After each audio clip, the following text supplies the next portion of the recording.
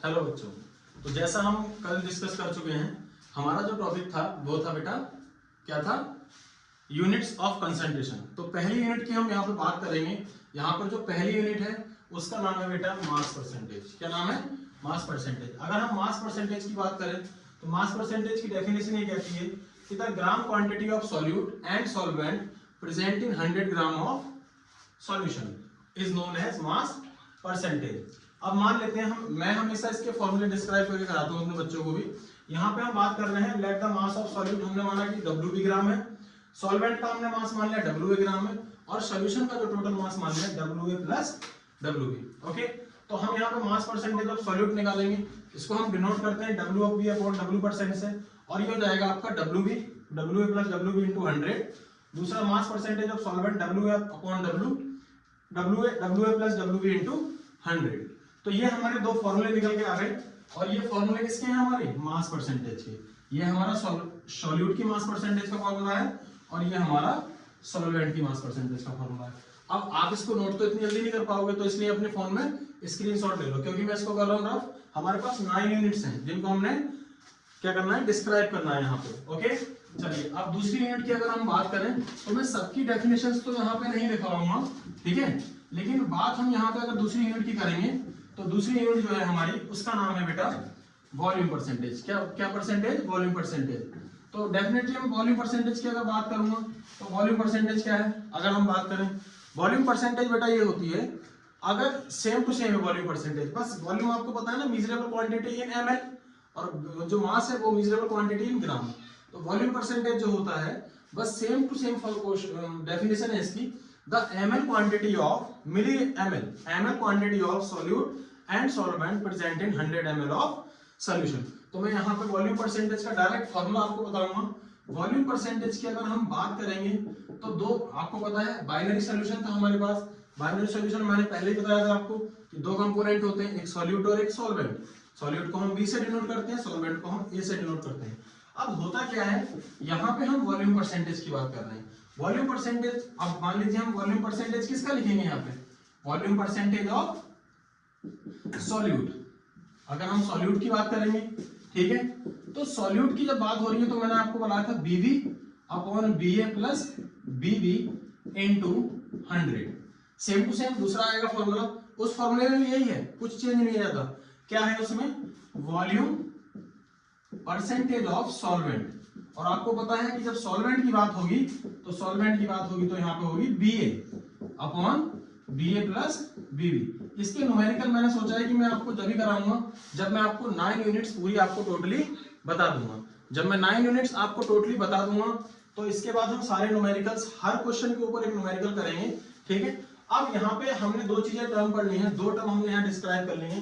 Volume percentage of solute BB upon BA plus BB into 100, volume percentage of solvent BA upon BA plus BB into 100।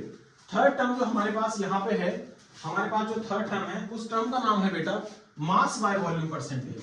क्या term है हमारे पास? Mass by volume percentage. अब देखो मास, आपने देखा होगा जब भी आप चीनी का कोई सोल्यूशन बनाते हो, जिसको हम शुगर सोल्यूशन बोलते हैं, चीनी के सोल्यूशन में, तो आप जो शुगर को लेते हो तो वो किस में लेते हो? आप शुगर को हम लेते हैं ग्राम में। किसमें? ग्राम में। और जिसमें हम मिला रहे हैं वाटर में वो है हमारा ml में। तो सबसे ज्यादा जो टर्म यूज होती है वो यही यूज होती है, मास बाय वॉल्यूम परसेंटेज। तो मास बाय वॉल्यूम परसेंटेज का सिर्फ एक ही फॉर्मूला है, सिंपल है वो बहुत ज्यादा। हम सीधे लिख देंगे मास बाय वॉल्यूम परसेंटेज की जब हम बात करेंगे तो इसमें एक ही टर्म है, तो इसलिए हम W मास ऑफ सॉल्यूट या सॉल्वेंट जो भी हम ले रहे हैं अपॉन V इंटू 100, ठीक है। तो मास ऊपर आ गया, वॉल्यूम नीचे आ गया, तो इसकी बात हो गई मास बाय वॉल्यूम परसेंटेज, ठीक है। अब इसके बाद मैंने आपको फोर्थ टर्म जो बताई थी, अच्छा एक क्वेश्चन कर लेते हैं इससे पहले। मैं आपको एक क्वेश्चन बता देता हूं इनके। क्या क्वेश्चन है? मान लीजिए आपको कोई क्वेश्चन दिया है, आपके बहुत सारे इंटेक्स्ट और एग्जाम्पल के क्वेश्चन भी दिए हैं आपको कि कैलकुलेट, अगर आपको कोई क्वेश्चन दिया है calculate the mass percentage of glucose, अगर हम ग्लूकोज की मास परसेंटेज पूछें, dissolve in calculate the mass percentage of glucose dissolve in 95 gram water. अब इसमें गिवन है हमें मास ऑफ ग्लूकोज गिवन है हमें 10 ग्राम। अगर हमें ये दिया हुआ है तो हम क्या करेंगे, हमें सिंपल ये करना है। इसमें आपको देखो, मैंने आपको बताया था कि जब डेफिनेशन मैंने आपको सारी बताई थी, तो मैंने आपको सिंपली ये बताया था कि जो कम क्वांटिटी में होगा वो हमेशा सॉल्यूट होगा। तो यहाँ पे सॉल्यूट कौन है, WB। तो WB की वैल्यू आ गई आपकी 10 ग्राम और सॉल्वेंट की वैल्यू आ गई आपकी 95 ग्राम। तो सिंपल है, बहुत आसान। मास परसेंटेज ऑफ, अगर हम सॉल्यूट की बात करेंगे, मास परसेंटेज ऑफ सॉल्यूट की जब बात करेंगे तो ये आ जाएगा आपका बेटा, देखो 10 ग्राम ऊपर आ जाएगा, 10 + 95 × 100। इसको जब हम मल्टीप्लाई करेंगे तो ये आ जाएगा 1000 डिवाइड बाय 105। इसको डिवाइड कर लो आप सेपरेटली, ठीक है। ये आएगा आपका बेटा 5 से डिवाइड करो पहले, 5 2 10, 5 1 5 2 200 डिवाइड बाय 21। 21 से 200 को जब डिवाइड करोगे तो आप अप्रोक्सीमेटली 9 टाइम्स जाएगा ये। 9 2 1 9, 9 2 18, ये आ गया आपका 189। अब इसको हम जब 10 में से माइनस करेंगे तो ये आ जाएगा 1। ये आपका सिंपल याद आएगा कितना, यहाँ पे 1 आ जाएगा, पॉइंट लगा दो, यहाँ 0 बढ़ा दो आप, 21। ये 5 टाइम चला जाएगा तो 5 1 5, 5 2 10, 105, 5 बचेगा, फिर 0 बढ़ा सकते हो आप, क्योंकि हमने पॉइंट के बाद कितनी डिजिट लेनी है, 2 डिजिट लेनी है। कितनी डिजिट लेनी है, 2 डिजिट लेनी है। तो ये आंसर आ जाएगा आपका 9.52, 21 2 42, 9.52। ये आपका आंसर आ गया 9.52%। इतने परसेंट आ गया कौन, ये आ गया हमारा सॉल्यूट। अगर हमने सॉल्वेंट का निकालना तो एक तरीका तो आपके पास वो है कि भाई फॉर्मूला दोबारा ये लगाओ फिर सॉल्व करो, लेकिन आप शॉर्टकट तरीके से जाओगे, जहां पे आपका सॉल्यूट का जब निकाल चुके हो तो सॉल्वेंट का निकालने के लिए आप इसका क्या कर दोगे, 100 में से माइनस कर दोगे। बहुत सिंपल है, 100 में से माइनस करना आपको पता है कैसे होता है। 100 में से माइनस, इसको आप माइनस कर दो, आंसर आपका आ जाएगा सेम एज इट इज। अगर हम बात करेंगे किसकी, वॉल्यूम परसेंटेज की, तो बस बेटा कोई चेंज नहीं है यहाँ पे, बस एक थोड़ा सा ये चेंज है कि जो क्वांटिटी दी होगी आपको वो ml में दी होगी। किस में दी होगी, ml में। यहाँ पे सबसे बड़ा और कुछ नहीं है। अब एक टर्म ऐसी आती है ppm कंसंट्रेशन। ये क्या है भाई, फोर्थ टर्म जो मैंने आपको बताई थी यूनिट्स में, फोर्थ टर्म थी आपकी ppm कंसंट्रेशन। अब बच्चे सोचते हैं ppm क्या है। पहली बात तो आपको पता है पार्ट्स पर मिलियन। क्या है, पार्ट्स पर मिलियन। पार्ट्स पर मिलियन मतलब मिलियन में क्या होता है आपको पता है।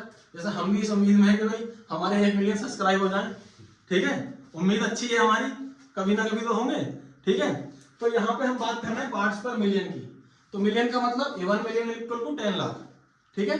तो यहाँ पे हम कह सकते हैं जितने अभी आपने फॉर्मूले डिस्क्राइब किए हैं, जहां पे आपने परसेंटेज के लिए 100 टर्म यूज की है, उसी जगह पर अगर आप ये यूज कर लोगे कि ppm कंसंट्रेशन मतलब पार्ट्स पर मिलियन मतलब 10⁶, क्या यूज कर लोगे, 10⁶। ओके, तो हम बहुत सिंपल है, अगर मैं कहूं ppm concentration in terms of, अगर मैं ppm concentration in terms of mass निकालूंगा तो बस कुछ नहीं है, ppm ऑफ सॉल्यूट, तो ये आ जाएगा बेटा आपका WV/WA प्लस WV इंटू 10⁶। ये तो मास में आ जाएगा। सेम टू सेम दूसरा फॉर्मूला अगर तुम कहोगे ppm ऑफ सॉल्वेंट, तो सॉल्वेंट में क्या आ जाएगा आपका WA/WA प्लस WV इंटू 10⁶। तो यहाँ पे हमारी ppm कंसंट्रेशन की टर्म आ गई है। एक बात ध्यान रखना, अब ये कोई जरूरी नहीं है कि भाई ppm इसमें मास में दिया होगा, ऐसा कोई जरूरी नहीं है। ppm का जो मास है वो वॉल्यूम में भी हो सकता है। वॉल्यूम मतलब आपको पता है, ये अगर यहाँ ml आएगा तो 10⁶ लिख देंगे। जैसे अब ppm का टर्म यूज कहाँ होता है, सबसे बड़ा क्वेश्चन तो ये आता है, आपने देखा समुद्र का पानी देखा होगा, आपकी एनसीईआरटी बुक में आप पढ़ोगे इधर टॉपिक को ppm कंसंट्रेशन के नीचे, तो वहां दे रखा होगा कि 6.0 into 10⁻³ amount of salt present in this 1 litre of salt water, ये सब दे रखा है। तो जब बहुत कम क्वांटिटीज प्रेजेंट होती है बहुत लार्ज अमाउंट में, तो हम उसको वहां पे बोल देते हैं ppm कंसंट्रेशन। किसको, ppm कंसंट्रेशन।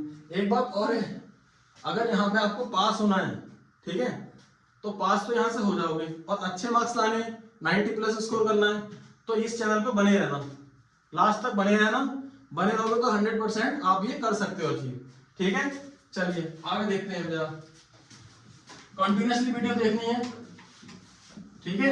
अब यहां से आपके इंपोर्टेंट टॉपिक स्टार्ट होंगे, यहां से ना आपके जो स्टार्ट होंगे बेटा इंपोर्टेंट टॉपिक स्टार्ट होंगे, क्योंकि मैंने स्टार्टिंग ही तुम्हारे सीबीएसई बोर्ड की से की है।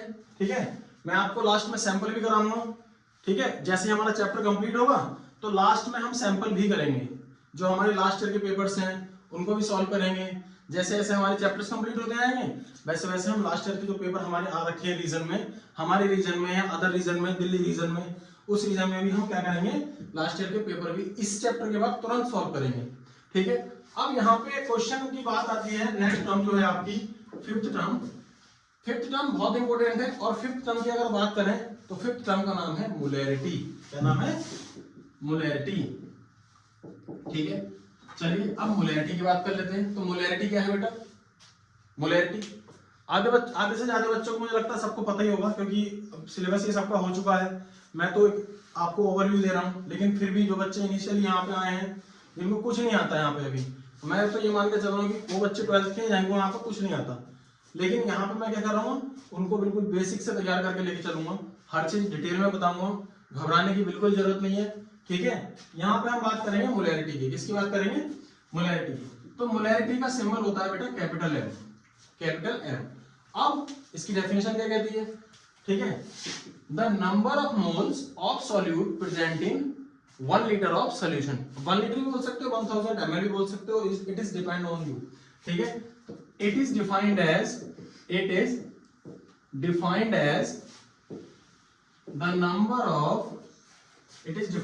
the number of moles of solute present in 1000 ml बोल सकते हो, और आप बोल सकते हो 1 litre of solution. 1 litre of solution यहाँ पे हम बात कर रहे हैं कि भाई क्या प्रेजेंट है हमारा, हमें पता है it is defined as the number of moles of solute present in 1000 ml और 1 लीटर ऑफ सॉल्यूशन। अब आपने यहां तक देखा होगा कि भाई एनसीईआरटी में भी इसके कोई फॉर्मूला डिस्क्राइब नहीं है, एनसीईआरटी में भी कुछ नहीं है डिस्क्राइब फॉर्मूले, वहां पे सीधे एक फॉर्मूला लिखा है कि भाई मोलैरिटी इक्वल टू, सिंपली लिख रखा है molarity equal to number of moles of solute, number of moles of solute, और इसको डिवाइड कर रखा है volume of solution in litre, इसमें डिस्क्राइब कर रखा है इसमें। अब बच्चे को यही नहीं पता भाई नंबर ऑफ मोल्स क्या है। ठीक है, बच्चे को ये भी नहीं पता वॉल्यूम कहां से लें, कितना लें। ठीक है, तो घबराने की कोई जरूरत नहीं है, यहाँ सब मिलेगा। ठीक है, यहाँ पे आपको मोलैरिटी का मैं आपको एक पूरा फॉर्मूला ड्राइव करके दूंगा, आपको सिर्फ डेफिनेशन याद करनी है और वो लास्ट में फॉर्मूला याद करना है। मैंने ये बताया मोलैरिटी का सिंबल क्या होता है बेटा? एम होता है। और number of moles of solute की बात कर रहे हैं तो मोल्स को दिखाया जाता है स्मॉल एन से, और मैंने स्टार्टिंग में क्या बताया था कि सॉल्यूट को हमेशा बी से और सॉल्वेंट को हमेशा ए से दिखाएंगे। तो number of moles of solute NB हो गया, क्या हो गया? एनबी। और volume of solution in litre हमने ले लिया वी इन लीटर। क्लियर है? अब आपको पता है सिंस आपने क्लास 11th में पढ़ा होगा कि एनबी की जो वैल्यू होती है वो डब्ल्यू बी अपॉन एनबी होती है। अब एक क्वेश्चन यहाँ पर बच्चों का ये भी आएगा, सर डब्ल्यू बी तो बता दो क्या है? कोई बात नहीं, बताए थे mass of solute, mass of solute. फिर क्वेश्चन आएगा एमबी क्या है? Molar mass of solute, molar mass of solute. एक बात ध्यान रखना, ये मैं आपको जल्दी जल्दी रफ कर रहा हूँ, आप यहाँ से ना स्क्रीनशॉट ले देना, स्क्रीनशॉट लोगे तो आपके पास सेव रहेगा। ठीक है, जैसे जैसे आप कमेंट करोगे कि सर आपको नोट भी करना है, हमें नोट भी करना है, हमें 2 मिनट दे दिया करो, तो मैं इसको 2 मिनट के लिए आपको छोड़ दिया करूंगा, फिर उसके बाद मैं इसको रफ करूंगा। ठीक है, अब यहाँ पे हम बात करते हैं। अब आपको पता है एनबी का फॉर्मूला क्या है? W B upon MB. तो यहाँ रख दो आप उठा के उसको, M equal to W B upon MB into V in litre हम बात कर रहे हैं। अब कभी कभी क्या होता है ना, अब बच्चे क्या करेंगे, मिली लीटर में दिया है, लीटर में दिया है, वहां कंफ्यूजन, हम लीटर में रखे हैं मिली लीटर में।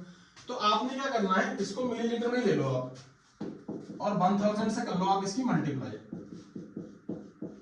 Divide by MB into V in ml, in ML.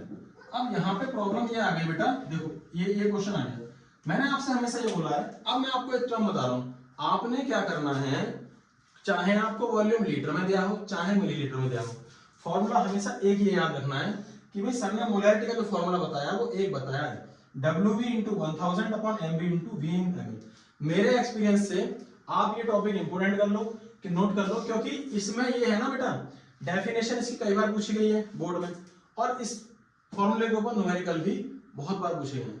तो इसलिए बेसिक ये है कि आप एक चीज ध्यान रखना, ये फॉर्मूला तो आप रट लो, ठीक है, और डेफिनेशन यहां से। अब ये मत करना कि भाई सर ये क्या है, ये क्या है, ये क्या है। आपने सिर्फ जो आपको क्वेश्चन दिया है, आपने सीधे क्या करना है, इस फॉर्मूले को लगाना है और कुछ नहीं करना। एग्जाम्पल जो आपका दिया है आपके एनसीईआरटी बुक में, ठीक है, एग्जाम्पल जो आपको दिया है, एग्जाम्पल सिंपल है, आपने इस फॉर्मूले को लगाओ डायरेक्ट, और डायरेक्ट आपका आंसर आ जाएगा, ठीक है। अब दूसरा टर्म है आपका, इसके बाद कौन सी टर्म आती है, सबको पता है कौन सी टर्म लिखवाई थी मैंने, 6 कल। अगर आपने कल मेरी क्लास ध्यान से देखी होगी तो उस क्लास में मैंने 6 टर्म आपको जो लिखवाई थी, वो टर्म मैंने आपको लिखवाई थी बेटा, कौन सी, याद करो, रिकॉल करो, चलो मैं बता देता हूँ, अगर नहीं आ रही है तो यार, ठीक है। वो थी बेटा मोलैलिटी। कौन सी टर्म थी, मोलैलिटी, ठीक है। चलिए अगर हम मोलैलिटी की बात करें तो मोलैलिटी क्या है, ठीक है, मोलैलिटी। अच्छा बच्चे लोग बोलोगे सर आपने मोल फ्रैक्शन तो बताया नहीं, वो कॉन्सेप्ट थोड़ा अलग है बेटा, इसलिए मैं मोल कॉन्सेप्ट मोल फ्रैक्शन को सबसे लास्ट में बताऊंगा, कि उसको लास्ट में बताने का रीजन यही है मेरा कि वो कॉन्सेप्ट थोड़ा सा अलग है, इसलिए उसको बाद में बताया जाएगा, ठीक है, क्योंकि ये कॉन्सेप्ट ज्यादा इंपॉर्टेंट है, इसलिए आपको इनको पहले कराया जाएगा, ठीक है। चलिए अब यहाँ पे हम उस टर्म को देख लेते हैं जो आपको बताई गई है। तो हम बात कर लेते हैं मोलैलिटी की। किसकी बात कर लेते हैं, मोलैलिटी की। तो मोलैलिटी क्या है, ये मत सोचना सर भूल गए, ठीक है, अभी आप सर को भूला समझ लो, भूला नहीं हूं मैं, ठीक है, गोलमाल पिक्चर का भूला नहीं हूं मैं, ओके। सब देखिए ना गोलमाल पिक्चर, इसमें जॉनी लीवर होता है भूला, ठीक है, तो वो भूला नहीं हूं मैं। तो अभी बताऊंगा वो मोल फ्रैक्शन भी क्या है, टेंशन मत लो। मोलैलिटी की बात कर लेते हैं। मोलैलिटी की जब बात होती है ना बेटा, तो सिंपल है, यहां हम सॉल्वेंट को कनेक्ट करते हैं। किसको कनेक्ट करते हैं, सॉल्वेंट को। किससे कनेक्ट करते हैं, उसके number of moles of solute से। तो हम ये बोलते हैं कि it is defined as the number of moles of solvent, solute, number of moles of solute present in 1 kg of solvent. जो सॉल्यूट के नंबर ऑफ मोल्स होंगे वो प्रेजेंट होंगे किसमें, 1 kg ऑफ सॉल्वेंट में। तो डेफिनेशन लिखने की नीड है, वैसे आपको मैंने बता दिया, आप जाओ तो मैं रिपीट कर देता हूं दोबारा। It is defined as the number of moles of solute present in 1 kilogram और 1000 ग्राम ऑफ सॉल्वेंट। तो याद हो गई, आप वीडियो दोबारा देख लेना, ठीक है। अब यहां पे हम इसको बात कर लें, फॉर्मूले डिस्क्राइब की। तो मैंने आपको मोलैलिटी में क्या बताया, number of moles of solute, number of moles of solute, और मैंने इसका सिंबल क्या बताया था, NB, ओके, और number of moles of solute NB। इसके बाद मास ऑफ सॉल्वेंट, अगर mass of solvent in kg, ठीक है। तो इसका सिंबल जो होता है मोलैलिटी का सबको पता है, स्मॉल m होता है अभी, ठीक है भाई, स्मॉल m होता है। Number of moles of solute की बात करेंगे तो NB आ गया आपके, और mass of solvent in kg WA आ गया। क्या आ गया, WA।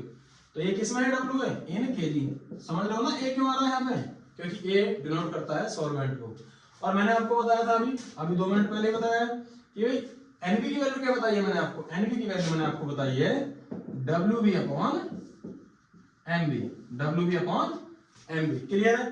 तो इसको लिख देंगे small m equal to WB upon MB into WA into 1000। 1000 क्यों लिखा है, क्योंकि हमें चाहिए ग्राम में, किसमें चाहिए, ग्राम में, क्लियर है। तो आपको फाइनली जो फॉर्मूला याद करना है वो ये याद करना है कि भाई WB into 1000 MB into WA इन ग्राम में ही चाहिए हमें, क्लियर है। इसके ऊपर न्यूमेरिकल्स अभी नहीं बताऊंगा, लेकिन मुझे पता है न्यूमेरिकल्स के लिए आप बेसब्री से इंतजार कर रहे हो कि भाई न्यूमेरिकल्स कब होंगे, सब फॉर्मूले कराए जा रहे हैं, करेंगे न्यूमेरिकल्स भी, उसका भी टाइम आएगा। लेकिन बस एक टर्म और पढ़ लेते हैं, क्योंकि 2 टर्म जो है आपकी नॉर्मेलिटी और फॉर्मेलिटी, वो आपके सिलेबस का पार्ट नहीं है। नॉर्मेलिटी आपको प्रैक्टिकल के टाइम पे बता दिया जाएगा आपके स्कूल्स में, या फिर मैं ही बता दूंगा किसी दिन को, जिस दिन मैं यहाँ पे कोई एक्सपेरिमेंट कराऊंगा आपको नॉर्मेलिटी का, उस दिन मैं इसको एक्सप्लेन कर दूंगा अच्छे से नॉर्मेलिटी क्या होता है, ठीक है। अब हम यहाँ पे बात करेंगे हमारी जो लास्ट टर्म है, जिसको आप सोच रहे थे भूल गया, मैं भूला नहीं हूँ, ठीक है, याद रखिए। उस टर्म का नाम है हमारा मोल फ्रैक्शन। आई होप कि इस 9 यूनिट्स में ये हमारी 7th यूनिट है, ठीक है। सीरियल नंबर वहां मत सोचना कि सर वहां तो बिगड़ गया सीरियल नंबर, ऐसा कुछ नहीं है, ऐसा मत सोचना कि सीरियल नंबर बिगड़ रहा है, ठीक है।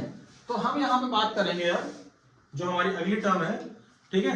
अच्छा एक चीज और है, आप मुझे यही बताना कि क्या मैं पूरा चैप्टर एक बार में कंप्लीट करा दूं वन शॉट वीडियो में, कमेंट करके जरूर बताना कि सर एक दिन में आप चैप्टर कंप्लीट करा दो या हमें वर्बली रिवीजन, कोई रिवीजन दे दो एकदम से, वो आपके ऊपर डिपेंड करेगा, कमेंट करोगे तब मुझे पता लगेगा, ठीक है।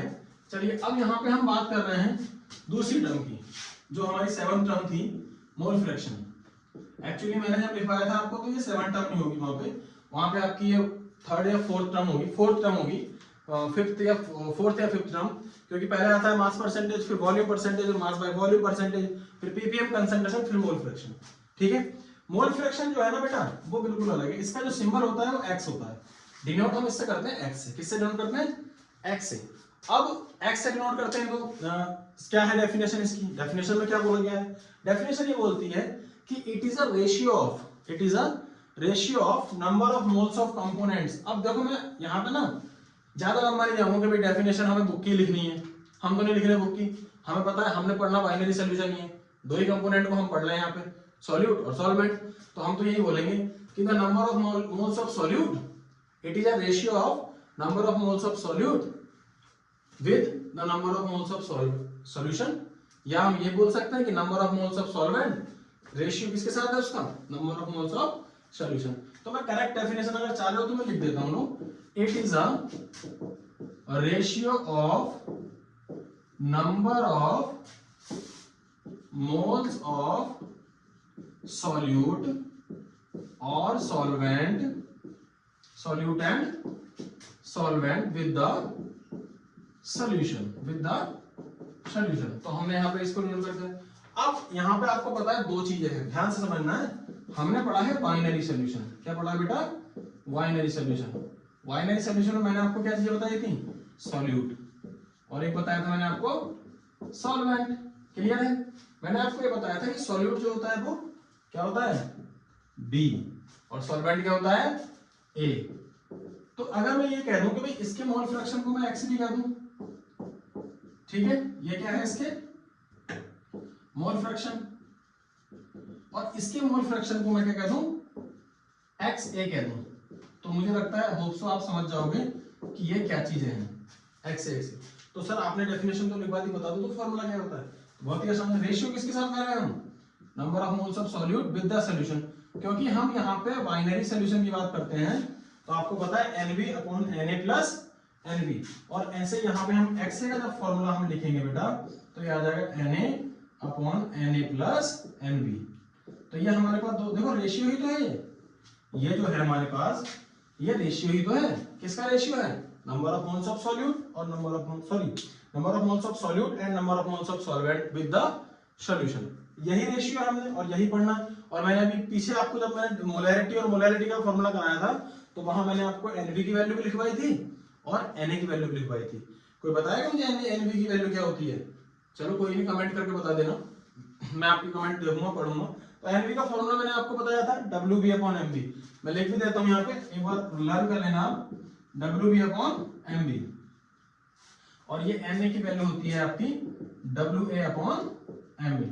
एक बात ध्यान रखना, यहाँ पे ध्यान रखने वाली बात बेटा ये है कि टोटल मोल फ्रैक्शन का सम कितना होता है। मान लीजिए हम तो यहाँ बाइनरी सॉल्यूशन की बात कर रहे हैं, हम बाइनरी सॉल्यूशन न लेके पूरे सॉल्यूशन की बात कर रहे हैं जिसमें मोर देन 2 कंपोनेंट्स हो, 3 4 5 6 7 8 9 10 11। तो चाहे कंपोनेंट 2 हो, बाइनरी सॉल्यूशन हो, चाहे कंपोनेंट कितने भी हो, उन सबका जो सम होता है मोल फ्रैक्शन का वो होता है बेटा हमारा 1। कितना होता है? 1। मोल फ्रैक्शन का जो सम होता है वो कितना होता है? 1 होता है। ठीक है, एक बात ध्यान रखना। अब एक बात और नोटिस करना, यहाँ पे सुपीरियर तुम्हें बनना है, अच्छे बच्चे बनना है, क्योंकि आपको पता है XB की वैल्यू जब आप निकाल लोगे तो यहाँ से 1 माइनस करके XC निकाल सकते हो। XA निकाल लोगे अगर मान लो, तुम्हारे ऊपर डिपेंड है क्या निकाल लो पहले, तो आप यहाँ से क्या निकाल सकते हो? XB निकाल सकते हो 1 माइनस। दो फॉर्मूले लगातार नहीं निकालने, लगातार नहीं अप्लाई करने हैं कि भाई ये वाला अलग निकाले फिर ये वाला अलग निकाले, इनमें से आप एक कैलकुलेट कर लो, दूसरा आप कैलकुलेट कर लोगे। तो यहाँ पे हमने इतनी बात की है, जो हमने 7 यूनिट्स आपको बताई हैं। यूनिट्स हमारे पास कितनी थी? 9। हमने सब बता दिया। एक बार रिकैप कर रहा हूँ क्या क्या बताया मैंने आपको मास परसेंटेज बताया, मैंने आपको वॉल्यूम परसेंटेज बताया, मैंने आपको मास बाय वॉल्यूम परसेंटेज बताया, देन उसके बाद पीपीएम कंसंट्रेशन बताया, उसके बाद मोलैरिटी बताई, उसके बाद मोलैलिटी बताई, फिर मोल फ्रैक्शन बताया। ये सब काउंटेबल है 7 यूनिट्स। नॉर्मेलिटी और फॉर्मेलिटी यहाँ पे नहीं है, ठीक है, क्लियर है। तो ये अब इसके ऊपर न्यूमेरिकल्स जो हैं, ठीक है, सब लोग बच्चे ना बेटा जब आप क्लास लोगे ये तो ध्यान रखना अपनी एक छोटी सी रिवीजन की नोटबुक बना लेना। उस रिवीजन की नोटबुक में जितने फॉर्मूले मैं आपको लिखा रहा हूँ ये सब नोट कर लेना, क्योंकि जब मैं न्यूमेरिकल कराऊंगा नेक्स्ट वीडियो में अपनी, तो वो फॉर्मूले आपके पास सारे होने चाहिए। अगर आप फॉर्मूले रखोगे तो ये न्यूमेरिकल आपको इतने आसान लगेंगे। पहले हम एनसीईआरटी के न्यूमेरिकल्स ही करेंगे, देन उसके बाद जब हमारा चैप्टर कंप्लीट हो जाएगा तो हम जाएंगे लास्ट ईयर्स के पेपर्स पे। घबराना बिल्कुल नहीं है, अच्छे से पढ़ना है और होपलेस मत होना, ठीक है। ऑल द बेस्ट, ओके, ठीक है। जो ऐसा भी लगे वैसा लगे कमेंट करके बताना और अच्छे से करना जो भी करना, ठीक है, क्लियर है। ओके बेटा, बाय बाय, टेक केयर।